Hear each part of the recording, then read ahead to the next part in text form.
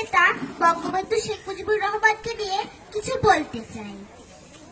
1920 সালে 17 মার্চ গোপালগঞ্জ জেলা টুঙ্গিপাড়াতে জন্মগ্রহণ করেন আমাদের জাতির জনক এবং হাজার বছরের শ্রেষ্ঠ বাঙালি বঙ্গবন্ধু শেখ মুজিবুর রহমান। তার মা সায়রা খাতুন গৃহবধূ, পিতা শেখ লুৎফর রহমান পেশায় ছিলেন জেলা জজ আদালতের সেরেস্তাদার। কিশোর মুজিবের সাহসিকতার খ্যাতি ছড়িয়ে পড়ল 1939 সাল থেকে।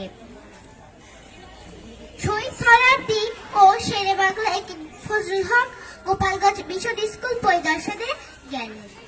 স্কুল ছাত্র শেখ মুজিবুর রহমান তাদের পথ রুদ্ধ করেন এবং স্কুলের ছাদ মেরামত করার দাবি করেন। এভাবে মুজিবের রাজনীতি হাতেখড়ি হয় বাংলার দুই বিখ্যাত নেতার কাছে।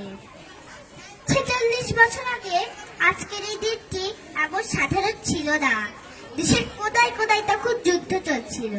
যদিও বাংলার দামাল ছেলেরা সামনের দিকে এগিয়ে যেতে থাকে, প্রতিদিন কোলঠাসা হতে থাকে পাক বাহিনীরা।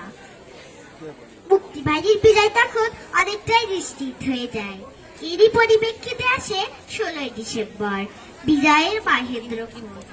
23 বছরের পাকিস্তানি শোষণের জোয়ার ভেঙে পৃথিবীর মানচিত্রে জায়গা করে দেয় বাংলাদেশ, যার পিছনে জাদুর কাঠির মতন একটি কণ্ঠস্বর কাজ করে।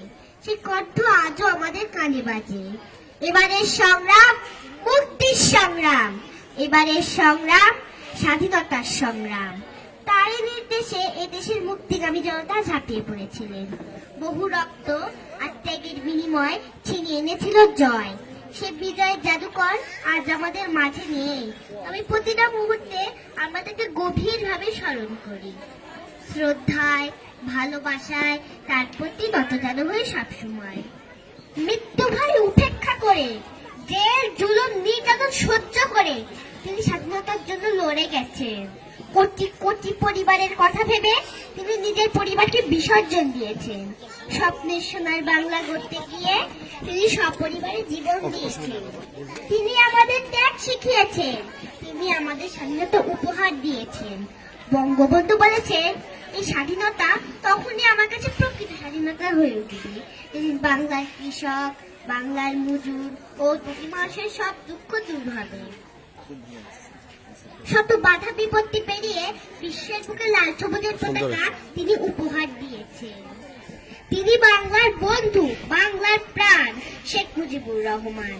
তিনি একমাত্র বাঙালি যিনি জাতিসংঘে বাংলা ভাষায় বক্তব্য দিয়েছেন। তাই কৃতজ্ঞতা নয়, তার কর্মই বলবে।